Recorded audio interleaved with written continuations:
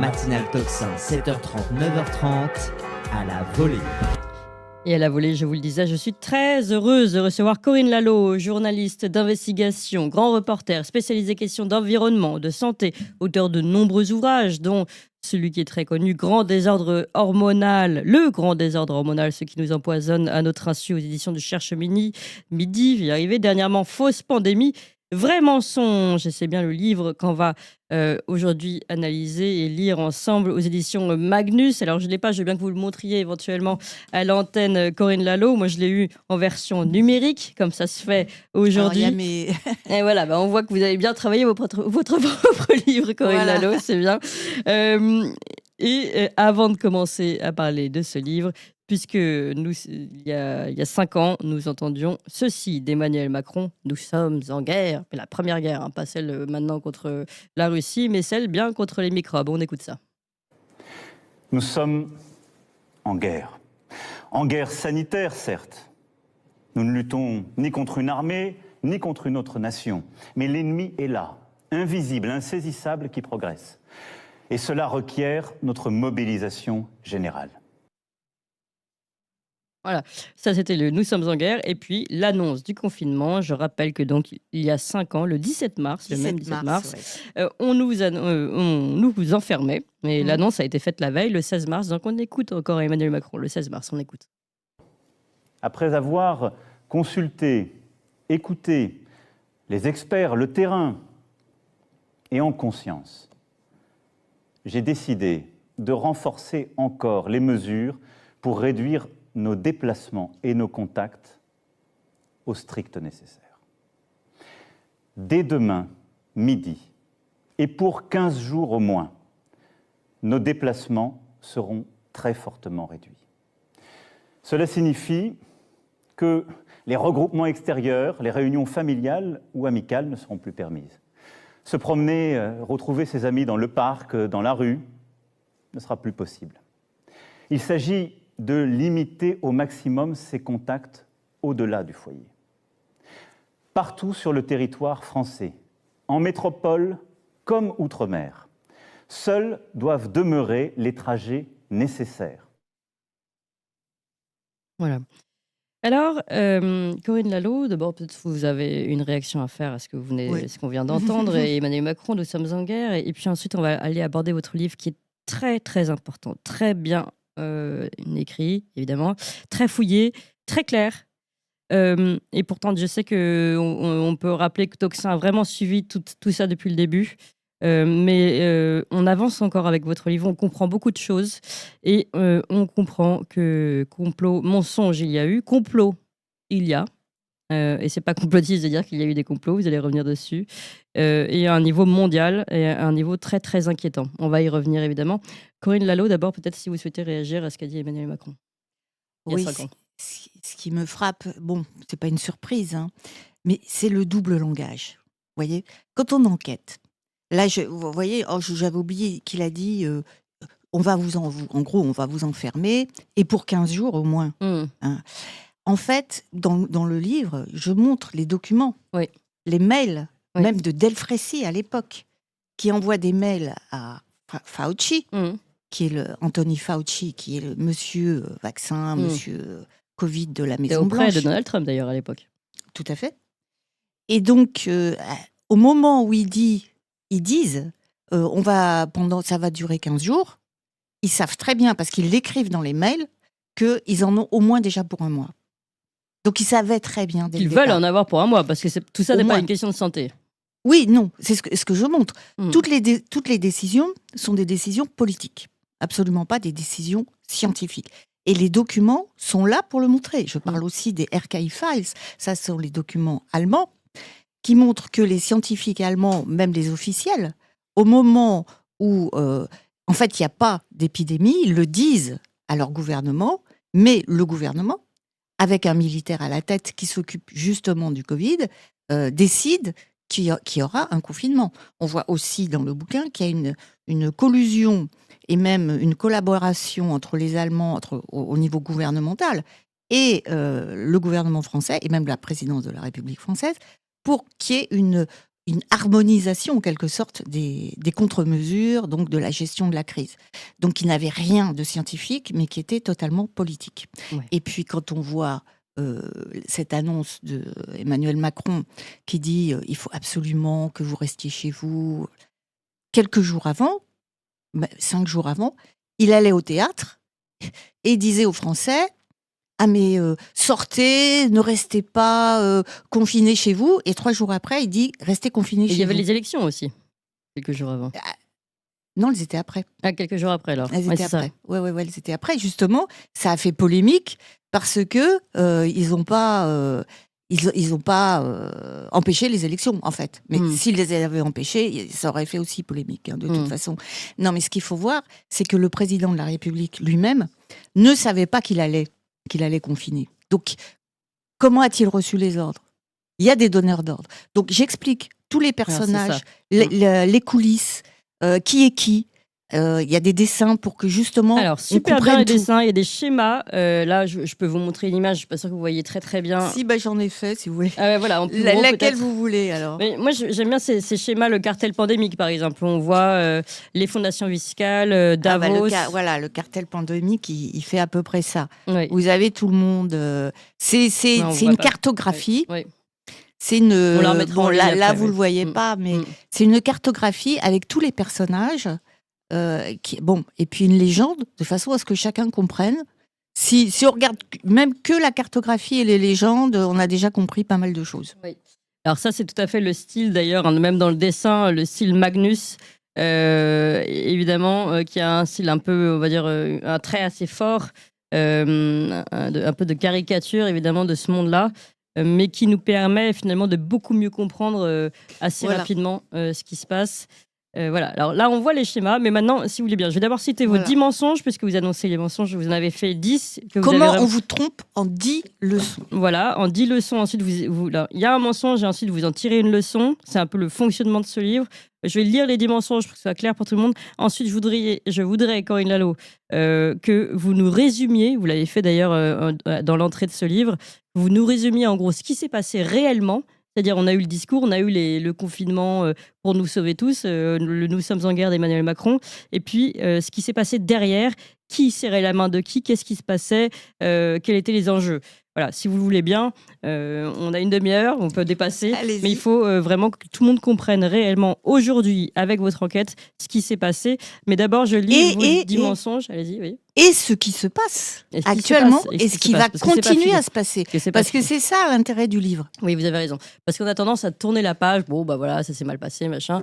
Non, en fait, ça continue, et c'est même grave. Alors, allons-y, les 10 mensonges. Le premier, l'opération Covid était préparée depuis longtemps. Donc ça, c'est déjà très intéressant. C'est pas un truc qui nous est tombé dessus, une pandémie qui n'était pas prévue. Évidemment, tout était préparé. Même vous vous rappelez qu'il y a eu déjà plusieurs tentatives avant le Covid d'épidémie mondiale pour mettre tout le monde au rang. Deuxième mensonge, il n'y a pas eu d'épidémie grave à Wuhan en janvier 2020. Alors ça, vous allez revenir dessus. Il y a peu de gens qui le disent. Oui, ça c'est très important aussi. Et d'ailleurs, vous expliquez peut-être les autres raisons des chutes, vous voyez à l'image, ces malades tombés. Vous expliquez ce qui a pu réellement se passer en tout cas. Troisième mensonge, des virus artificiels étaient fabriqués en laboratoire depuis longtemps. Là, évidemment, on va revenir sur ce que vous appelez les apprentis sorciers, les Frankenstein. Les Frankenvirus et le gain de fonction, le fameux gain de fonction qu'on nous a dit qu'il n'existait pas ou qu'il n'existait pas, en tout cas Wuhan, il avait bien lieu. À quoi il sert finalement? On sert à rendre un virus plus virulent encore et qui puisse attaquer l'homme. Donc quand on parle d'armes biologiques et qu'on nous dit que c'est complotiste, vous montrez bien que tout ça existe. Ensuite, quatrième mensonge, l'OMS a inventé une pandémie en mars 2020. Donc là, on va voir comment l'OMS a annoncé la pandémie avant même qu'elle n'ait véritablement commencé. Ça, c'est très intéressant aussi. Cinquième mensonge, en 2020, l'hécatombe prédite n'a pas eu lieu. Là, vous revenez sur les chiffres. Ça, pour le coup, on l'avait déjà fait, nous, avec d'autres invités. Sixième mensonge, les mesures médicales étaient aberrantes, évidemment. Ne pas... sortir de chez soi, ne pas se faire soigner, ne pas consulter un médecin généraliste, ne pas prendre d'hydroxychloroquine par exemple, ou autre antibiotique. Septième mensonge, la gestion de la crise a créé la crise. Très intéressant évidemment.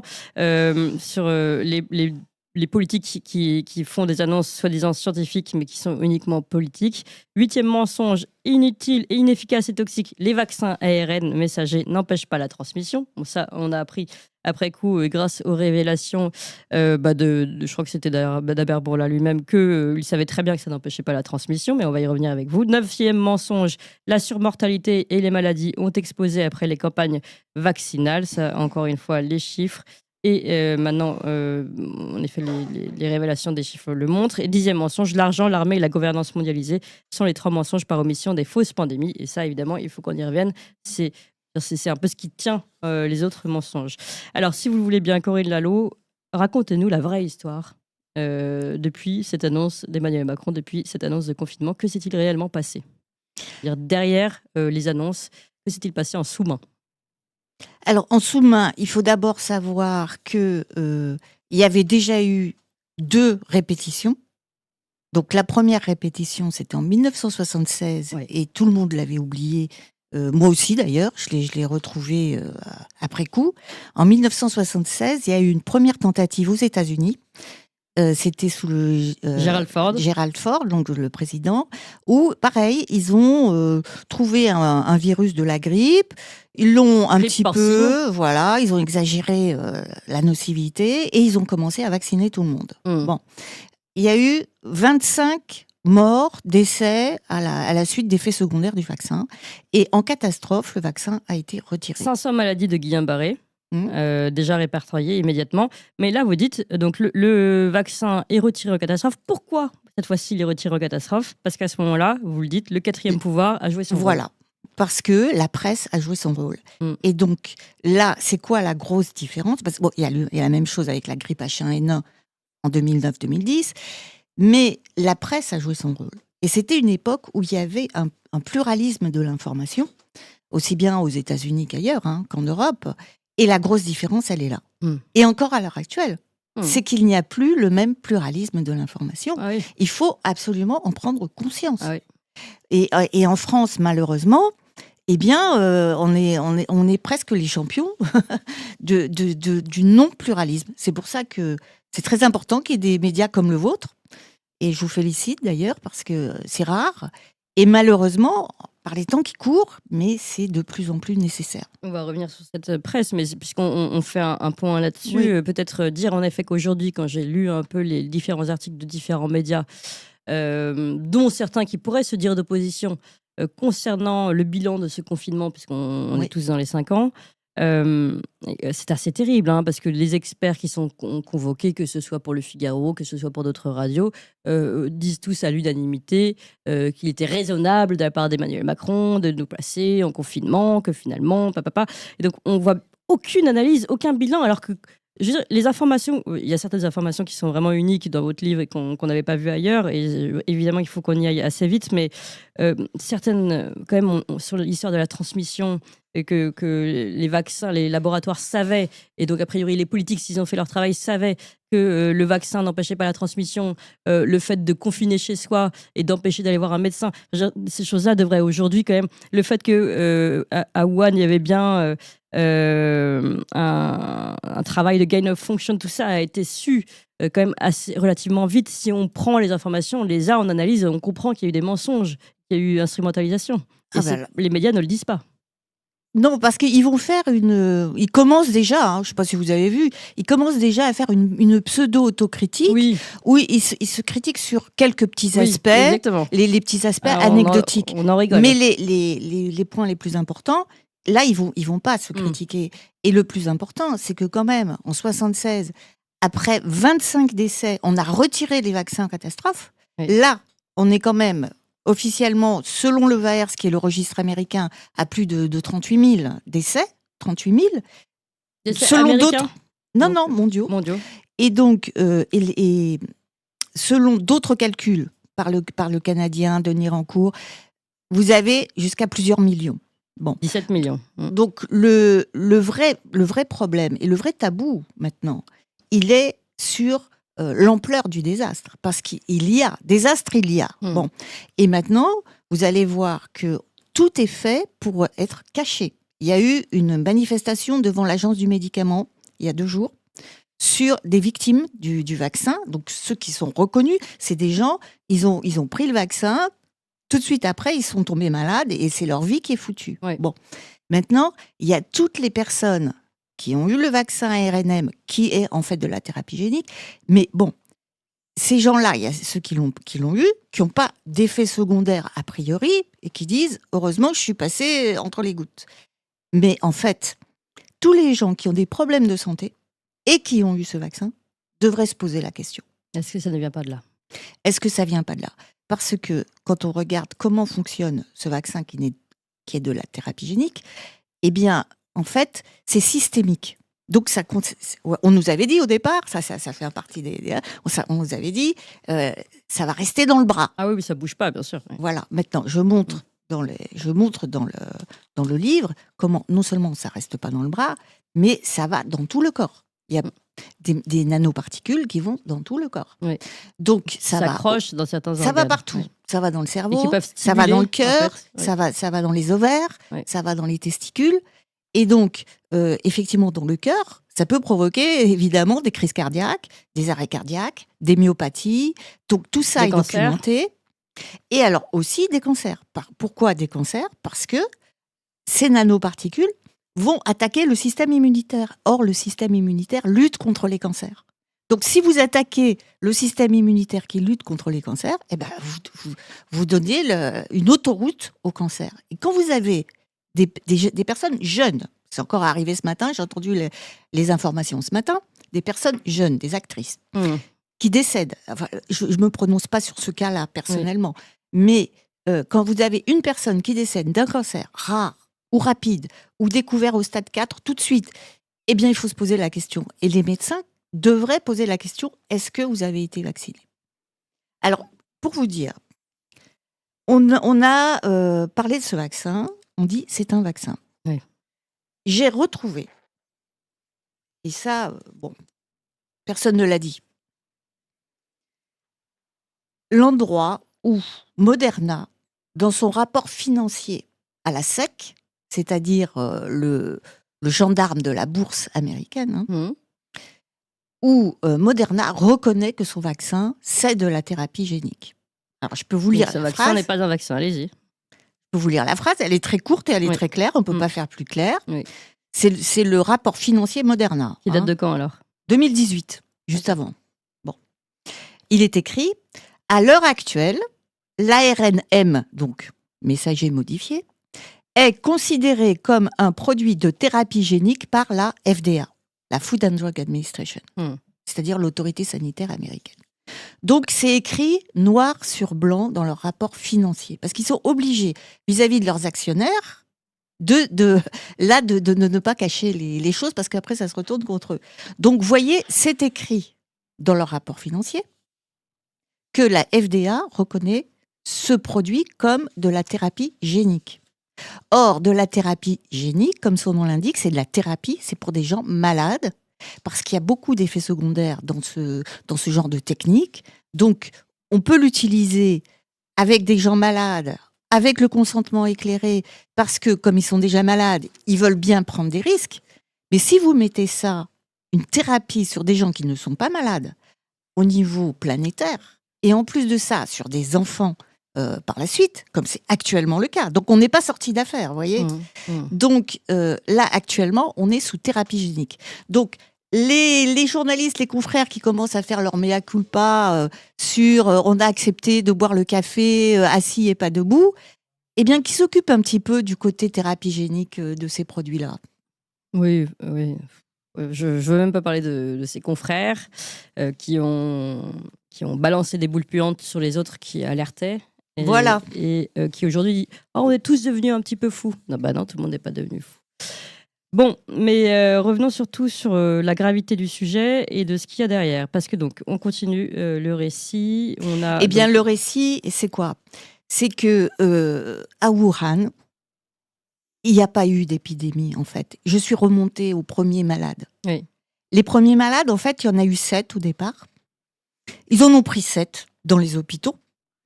Et donc, ces malades, ils avaient quoi? Il y en avait qui avaient des tumeurs au foie, il y en avait qui étaient malades. Et puis, ils ont analysé les virus qu'ils avaient. Et en fait, leurs études aux Chinois montrent qu'ils ont pris 7 personnes, et ces 7 personnes, elles avaient plein de virus. Pas qu'un seul, elles en avaient plein. Et le coronavirus que eux avaient trouvé, ou ont isolé, disent avoir isolé, eh bien, c'était un de ces virus. C'était pas... Et ils n'ont jamais montré que c'était ça qui causait la maladie. Oui, d'ailleurs, ils n'ont jamais envoyé véritablement je sais pas comment ça s'appelle, le virus en soi au laboratoire. Voilà. C'est une personne qui est venue le déposer en disant c'est ça, mais on n'a pas non. Ce qu'ils ont fait, c'est qu'ils... de manière scientifique. Non, ils ont... Au début, on s'est tous dit, ils font des tests, c'est qu'ils ont ils ont envoyé le virus, ils ont envoyé un modèle du virus. Mais en fait, pas du tout. Oui. Ils ont fait une analyse génétique. Ils l'ont séquencé, voilà. Ils l'ont séquencé avec des lettres, et ils envoient les lettres par Internet. Oui. Et après, à l'autre bout de la planète, les Français, les Américains, ils reprennent ces lettres-là et ils disent, nous, on va faire un test. Mais ils n'ont jamais dit qu'ils n'avaient pas le vrai virus. Vous voyez ? Parce qu'il suffit que les Chinois donnent n'importe quelle lettre et eux, le monde entier est obligé de suivre. Sauf que les Chinois, ils ont été adoubés et crédibilisés par l'OMS. Et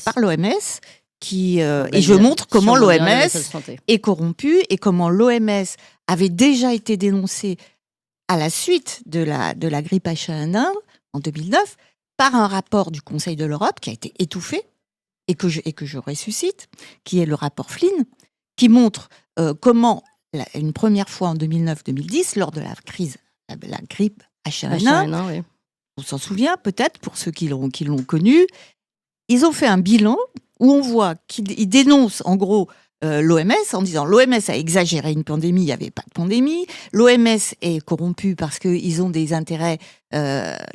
conflits d'intérêts cachés avec les laboratoires. Ils ont analysé tout ça, ils ont analysé comment les médias avaient exagéré aussi la pandémie pour faire peur. Et donc, dans ce rapport, ils dénoncent l'OMS et ils disent vous avez induit en erreur la population mondiale.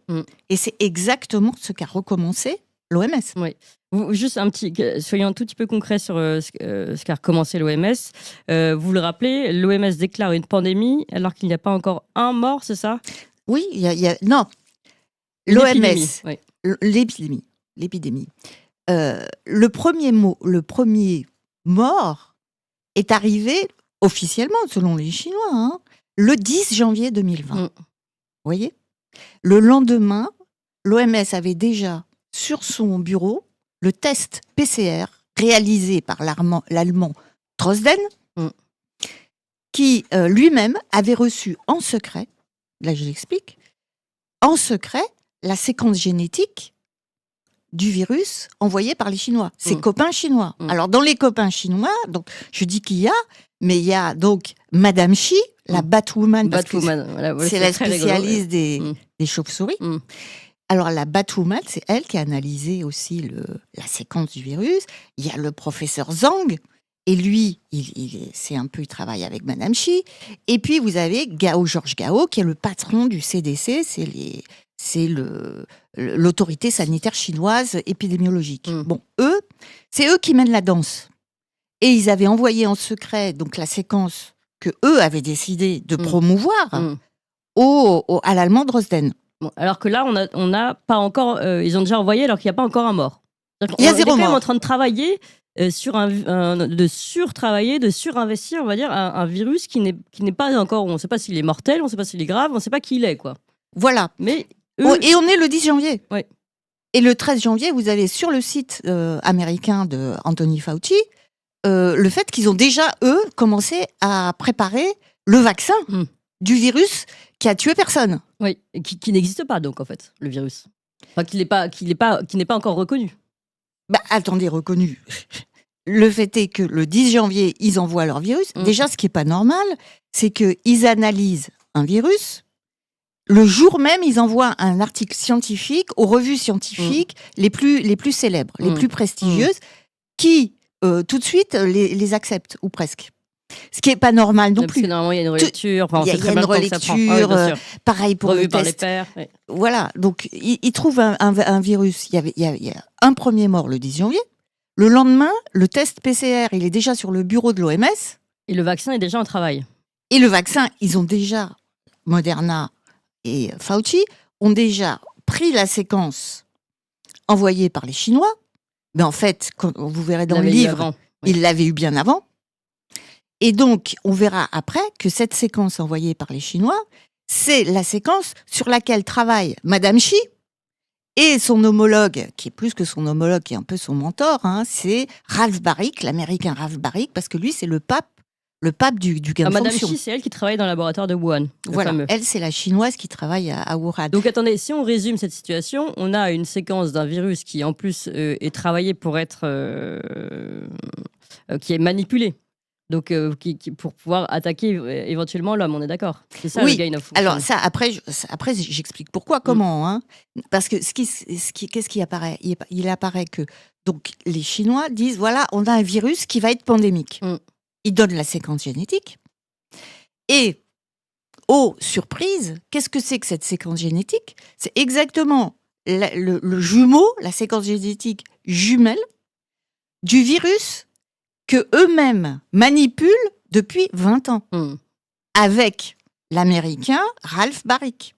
Parce que ça, c'est une autre révélation, c'est la collusion entre Américains et Chinois pour fabriquer des virus pathogènes artificiels. Ouais, je précise que les Américains n'ont pas le droit de faire ça sur leur sol. Donc, c'est quand même bien pratique. Ils n'ont pas le droit, en théorie, parce qu'en réalité, Ralph Baric, comme il a eu ses financements pour manipuler son virus artificiel, il l'a eu avant qu'il y ait un moratoire en 2014, il avait le droit de continuer. Donc lui, il a continué. Mais il recevait en fait une partie du virus de la Madame Xi, de la Batwoman, pour lui-même tester ce virus trafiqué sur des souris qu'il avait fait, des souris transgéniques humanisées. C'est-à-dire qu'il s'était débrouillé pour faire des souris avec des poumons humains pour tester ces vaccins. Voilà. Et donc, eux-mêmes travaillent depuis 20 ans à fabriquer un virus, qui est ce coronavirus, avec une séquence qui va permettre au coronavirus de chauve-souris de sauter la barrière d'espèce et de passer chez les humains. Oui, parce que précisément, normalement, c'est pas si naturel que une maladie animale saute, entre guillemets, sur l'homme. Voilà, normalement, ça leur fait rien, puisque c'est un virus de rhume, faut le savoir, c'est un virus de rhume. D'accord, donc en fait, qu'est-ce qui s'est vraiment passé ? Puisqu'on voit qu'il y a eu depuis Wuhan cette étude sur ce virus, qui est justement celui qui a été envoyé à tous et qui est justement celui pour lequel les différents laboratoires avaient déjà préparé, avant même que la pandémie commence, le vaccin. Oui. Quand on résume tout ce que vous écrivez. Exactement, que les revues scientifiques acceptent immédiatement le fait qu'il y ait un virus et donc des vaccins qui soient importants, etc. etc. Donc, quels étaient leurs objectifs finalement, puisqu'on voit que ça a été préparé ? Quel était l'objectif de cette préparation ? Alors, officiellement, l'objectif de la préparation, pourquoi est-ce que les armées travaillent sur des virus pathogènes ?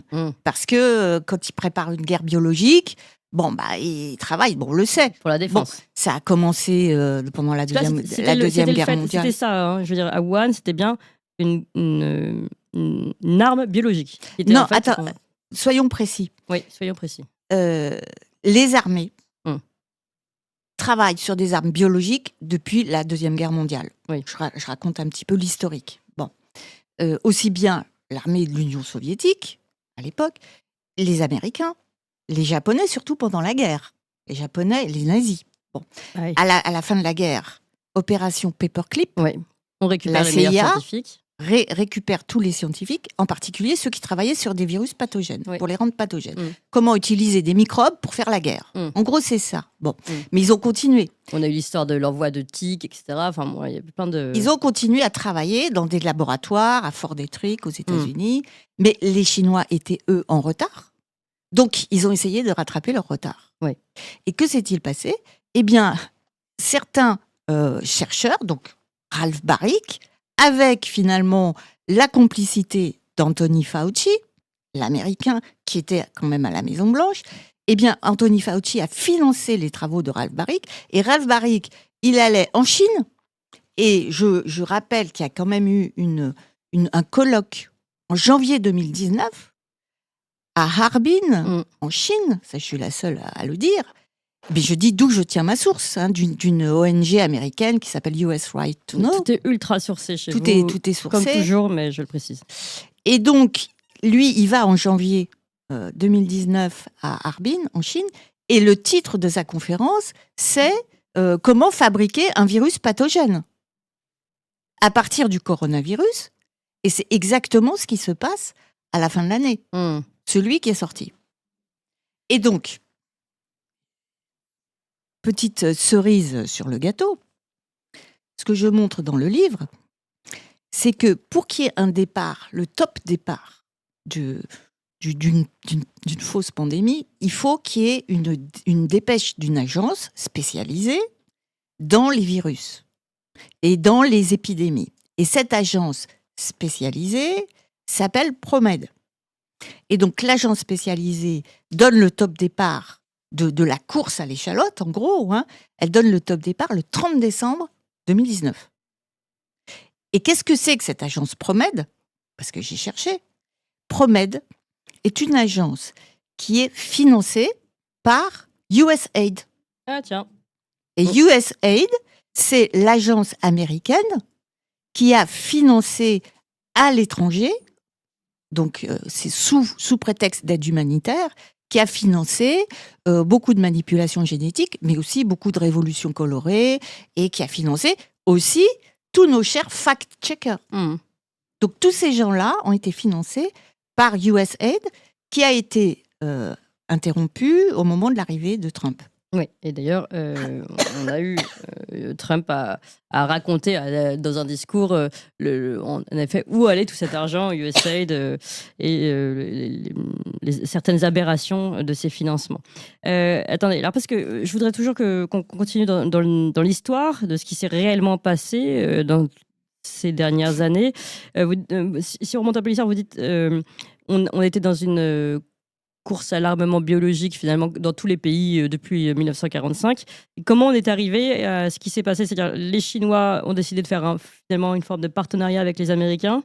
En quelle année à peu près ils ont commencé ce partenariat ? Ils ont commencé dans les années 2004. D'accord. Après la première alerte, ce qu'on appelait le SARS, oui. Le SRAS, là, Oui. syndrome aigu concernant les poumons, c'était en 2003. Et c'est à partir de là que tout s'est emballé et justement que les crédits sont arrivés. Et donc, qu'est-ce que c'est que l'explication officielle pour rendre des virus pathogènes ? L'explication officielle, c'est de dire, bon, mais dans la nature, il y a plein de virus, en particulier chez les chauves-souris qui abritent beaucoup de virus. Oui. Au cas où un de ces virus deviendrait virulent pour l'humain, et on n'aurait pas de vaincu ça. Donc, il vaut mieux prendre ces virus, aller les chercher dans une cave au fin fond de la nature, prendre le virus, le manipuler, le rendre dangereux, préparer un vaccin. Comme ça, si jamais il arrive tout seul, on aura un vaccin. Donc, voilà, ça c'est l'explication officielle. On peut le croire ou pas le croire, mais en tout cas... parce qu'en plus, on aura un vaccin contre un virus qu'on a manipulé nous-mêmes, qui ne sera pas du tout forcément celui qui va sortir. Oui, mais comme par hasard, c'est celui qui sort. Oui, là, ça tombait bien, cette histoire. Voilà, oui. Donc c'est pas pour rien. Oui, mais alors, eux, ils cherchaient quoi, finalement ? Donc, en gros, ils préparaient une forme d'arme biologique. Et puis là, il y a le vaccin qui sort. C'était quoi l'objectif ? À part, on voit très bien les intérêts financiers des différentes industries, oui. Mais ceux des États, est-ce que c'est parce qu'il y a une collusion, par exemple ? Est-ce que vous pouvez nous expliquer tout ça ? Les États, ça fait 20 ans que l'OMS a été reprise en main, même un peu plus de 20 ans, ça a commencé en 1993, j'explique comment. Oui. Bon, l'OMS a été reprise en main. Donc l'OMS s'arroge le droit de dire... Par Bill Gates, il faut le dire. Par les intérêts privés. Ouais. Par l'industrie pharmaceutique. Avant, c'était financé. Il faut le savoir, c'est le premier mensonge et la première leçon. Savoir que l'OMS n'est plus ce qu'elle était. Donc, l'OMS a été reprise en main.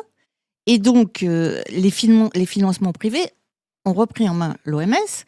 Et les États qui étaient avant les premiers financiers de l'OMS ne sont plus finalement que des États vassaux.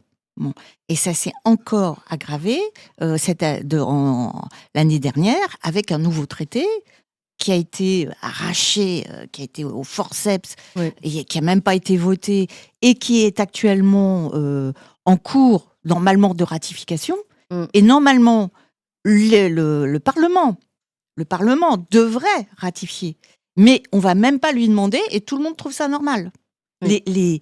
Les députés, les sénateurs ne savent même pas que ils en train d'avancer. devraient, ils devraient eux-mêmes Donc, on le parle ratifier. du règlement sanitaire international de Le l'OMS. Le règlement sanitaire international, Mm. qui donne le droit à l'OMS de décider quand elle veut s'il y a une pandémie, s'il n'y en a pas.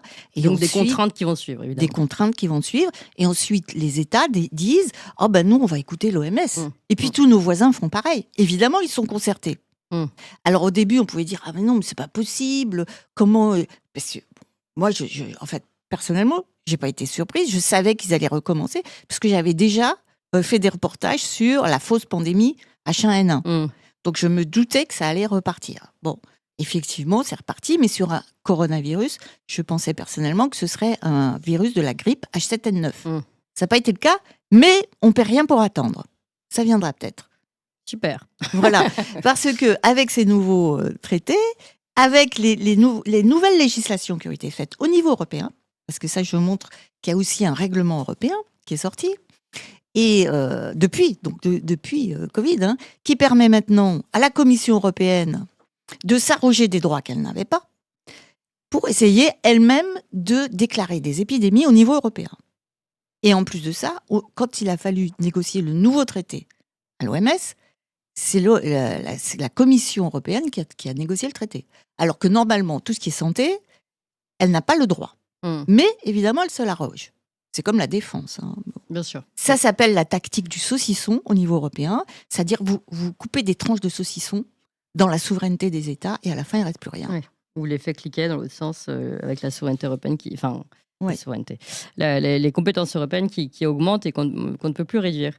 Alors, je voudrais quand même qu'on avance justement toujours sur cette histoire qu'on n'a pas comprise et qu'on peut comprendre grâce à votre livre, à travers ces 10 mensonges, et qu'on reste surtout sur le 10e mensonge, l'argent, l'armée, la gouvernance mondialisée sont les 3 mensonges par omission des fausses pandémies. Parce que je commence à vous demander, qu'est-ce qui s'est passé ? Donc, les alliances chinois-américains qui finalement travaillaient sur des armes bactériologiques qui finalement servaient bien les intérêts privés, puisque dit virus virulent, ou en tout cas présenté comme virulent, dit derrière laboratoire, industrie pharmaceutique et tests. Enfin, tout ça, ce sont des choses qui sont financées. On est d'accord ? C'est ça finalement ce qu'il y a derrière ? Oui, mais financé même par les armées.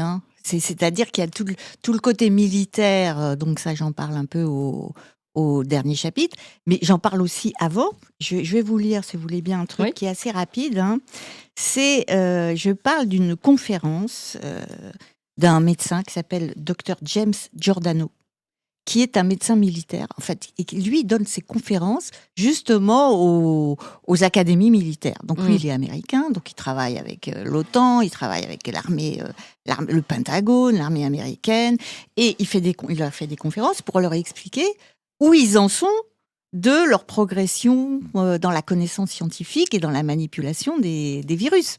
Bon, et qu'est-ce qu'il explique ?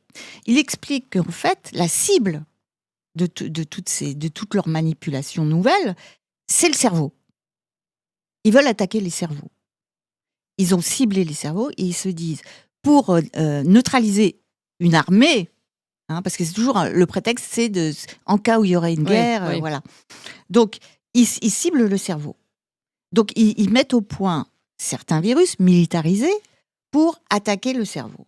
Et donc, ils parlent évidemment de l'ARN, M, messager, modifié. Et ils parlent aussi des vaccins qu'ils fabriquent. Et les vaccins eux-mêmes deviennent des armes. Vous voyez ? Mais pas que les vaccins, les épidémies. Et il explique, monsieur James Giordano, comment les armées sont capables, avec des nanoparticules neurotoxiques, donc qui s'attaquent au cerveau, de simuler des épidémies. Et il explique exactement, je vous lis la phrase, il dit « Nos collègues de la branche médicale de l'OTAN ont montré que la dispersion de nanoparticules peut être utilisée pour provoquer ce qui ressemble à l'apparition subite d'un grand foyer épidémique. Vous voyez ? Donc, ils peuvent simuler des épidémies simplement par la diffusion par aérosol de nanoparticules lipidiques qui sont celles qu'on retrouve dans les vaccins après. Ah oui. Et donc, ce monsieur Giordano, qui explique tout ça donc, aux militaires, montre comment ils sont capables de le faire. Et il explique qu'ils sont même capables de cibler des influenceurs, donc sur Internet, certains influenceurs, avec leurs nanoparticules toxiques qui vont s'attaquer au cerveau. Bon, et après, eux, ça simule une espèce de grippe. Et donc, les influenceurs vont évidemment parler de leur maladie. On dira, voilà, je suis tombée malade, elle est hyper toxique, cette grippe, surtout, faut pas l'attraper. Et évidemment, tous les hypocondriaques vont rentrer dans le jeu. Mais ils sont capables de cibler même des individus. Et ils l'expliquent au niveau militaire. Donc, il faut savoir qu'ils sont capables de simuler des épidémies. Et quand on voit par la suite tout ce qui a été fait, le travail des médias, pour justement exacerber la peur, on comprend que l'arme, c'est l'information. La première arme, c'est l'information. D'où l'importance de votre travail. Et du mien aussi. Du vôtre au passage, qui était celui d'enquêter, de comprendre ce qui s'est réellement passé. Bon, en tout cas, on comprend qu'il faut lire ce livre également, Fausse pandémie, vrai mensonge, parce que c'est extrêmement fouillé, c'est très très sourcé, il y a beaucoup beaucoup d'informations et véritablement de quoi comprendre. Commencer à percevoir ce qui s'est passé. Mais j'ai quand même une question par rapport à cette histoire de vaccin et de prise en main militaire. Dans ce cas-là, les militaires joueraient contre leur propre population, parce qu'en général, ils peuvent dessiner du vaccin pour leur propre population. La théorie, c'est quoi ? La théorie, c'est que si y a un virus, on fait un vaccin et on protège notre population. Oui. C'est ça l'idée. Sauf qu'eux-mêmes rendent un virus dangereux sous prétexte que comme il pourrait devenir dangereux naturellement, il vaut mieux le rendre dangereux pour fabriquer un antidote et nous, après l'antidote, on le donne à nos soldats. C'est ça l'idée. Sauf qu'il y a des... Voilà, là je montre le document diffuse. Ça, c'est le document dans lequel est cité Madame Xi, Ralph Baric, l'ONG EcoHealth Alliance, avec l'argent du contribuable américain, où dans ce document, il propose à l'armée de fabriquer un virus artificiel qui, comme par hasard, sera exactement le virus qui va sortir un an après que ce document soit publié et proposé à l'armée américaine en 2018. Vous voyez ? En 2018, vous avez une ONG qui propose de fabriquer un virus artificiel avec Madame Xi, là-bas, Truman, et avec Ralph Baric de l'Université de Caroline du Nord. Eh bien, eux, ensemble, ils travaillent. Ils montrent comment ils manipulent un virus. Et un an après, c'est ce virus-là qui est présenté au monde entier comme étant le virus du coronavirus, du Covid. Mais alors, c'était quoi leur objectif à cette ONG et à ceux qui ont appliqué les recommandations de cette ONG ? Eh bien, l'objectif, c'était d'abord d'obtenir beaucoup d'argent du contribuable américain, parce que le but, c'est aussi d'avoir pas mal d'argent. Hein. Est-ce que c'est le seul but ? Moi, j'en sais rien. Je ne peux pas l'affirmer. Hein. Mais en tout cas, ça rapporte beaucoup d'argent. Parce que vous faites peur. Et puis, évidemment, on prend l'argent du contribuable et on vous dit, allez-y, faites des recherches. Oui, développer. Mais il y en a, c'est leur métier. C'est finalement, c'est de la course à la prime. Hein, c'est des chasseurs de primes. Hein, donc, effectivement. Et donc, ça, c'est un document qui a été diffusé en 2021-2022. Et ce document montre comment ils allaient s'y prendre pour fabriquer un virus artificiel. Et c'est exactement le virus qui est sorti avec les empreintes qui montrent que effectivement le virus actuel est un virus artificiel. Et c'est maintenant reconnu, puisque la fameuse théorie de la fuite de laboratoire est maintenant reconnue par toutes les agences américaines d'information, les renseignements, les rapports officiels américains, parlementaires. Donc, ils reconnaissent une fuite de laboratoire. Il y a plus qu'une fuite, parce que là, il y a une dispersion en plus du... Voilà, parce qu'ils peuvent même disperser avec des drones. Vous voyez ? Et dans ce document, ils disent comment ils vont le disperser avec des drones. Et ils disent aussi comment ils vont le disperser avec des aérosols devant des grottes où il y a des chauves-souris. Et avec ça, c'est aussi considéré, eux, comme un vaccin. Avec ça, les chauves-souris vont se contaminer les unes les autres. C'est-à-dire qu'ils font des vaccins transmissibles. Et nous, on a tous découvert ça après coup. Mais eux, ils expliquent comment ils le fabriquent. Un vaccin transmissible, c'est-à-dire un vaccin toxique. Et après, il y a toute la question de savoir pourquoi ils ont gardé dans la séquence génétique pour fabriquer le vaccin la partie virulente du virus. Contre l'homme. Voilà. Ça, c'est un vrai problème.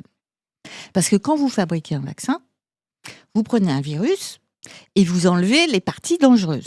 Vous gardez les parties pas dangereuses que vous injectez pour que ensuite le système immunitaire reconnaisse le virus. Non, mais là, ils ont gardé la partie dangereuse. Pourquoi ? Oui. Pourquoi ? On peut se poser la question. Parce que normalement, vous gardez la partie dangereuse si vous voulez fabriquer une arme. Pas si vous voulez faire un vaccin pour protéger votre population. Voilà.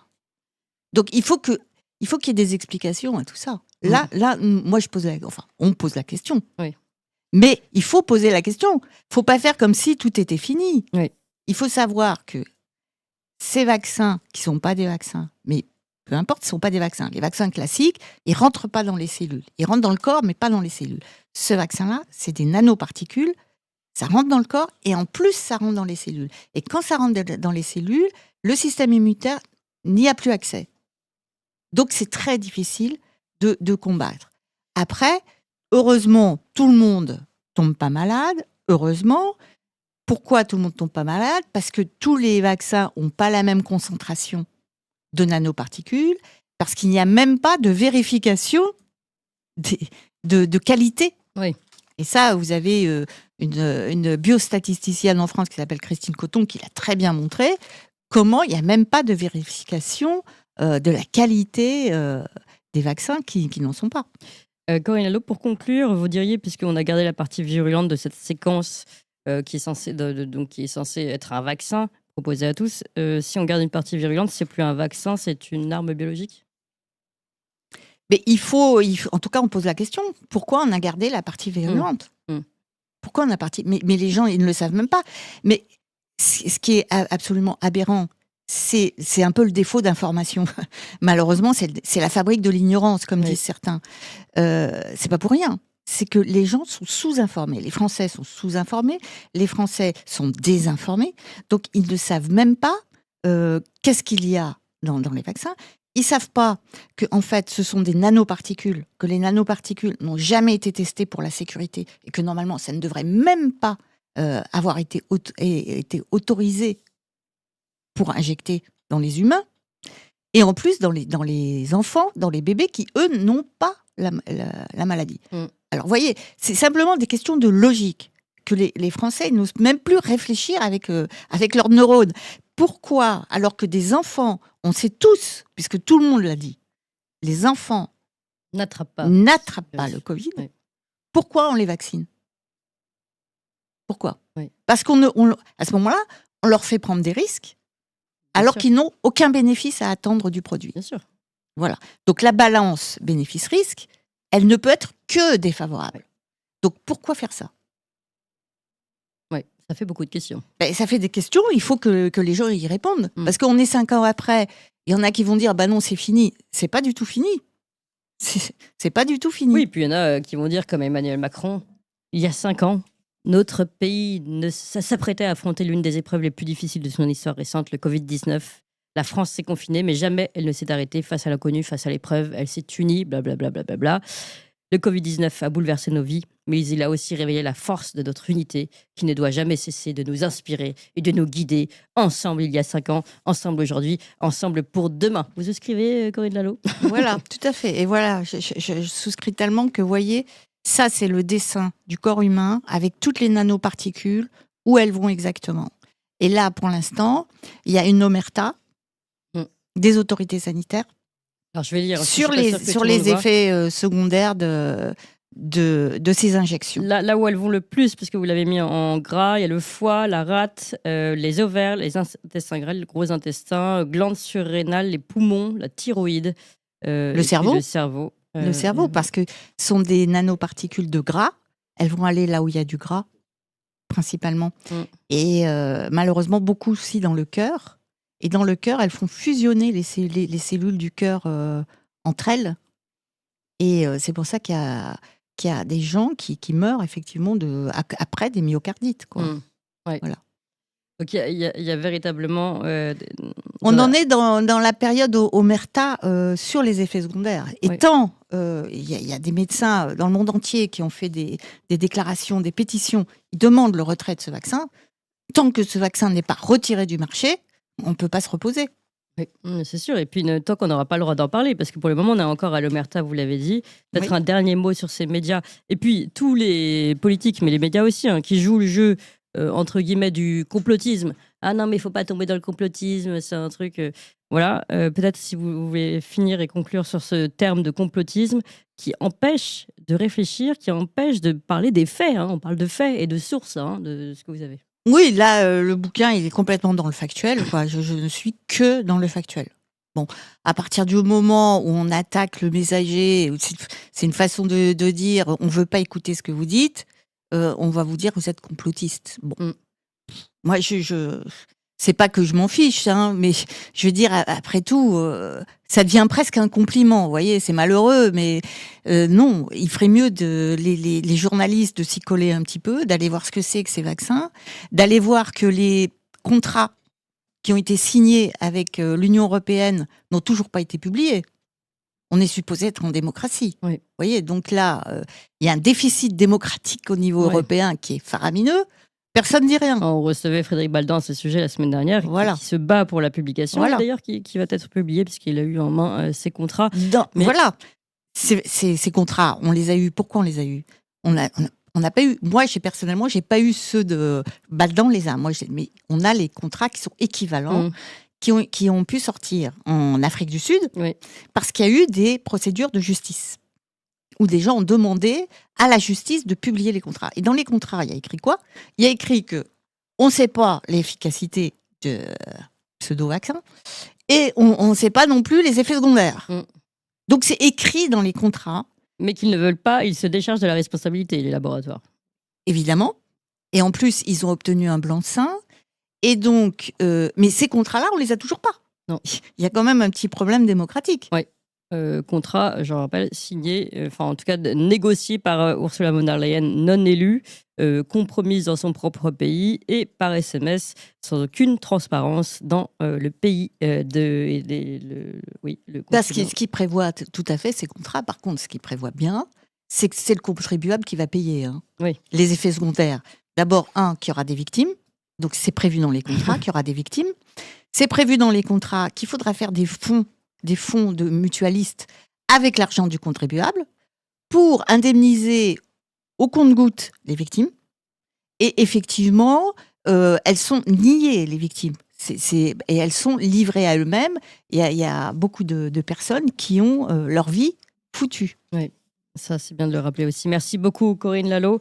Vraiment, c'est un livre que je recommande. Un livre qui est assez conséquent, mais qui est très bien fait, avec entrée, avec des schémas.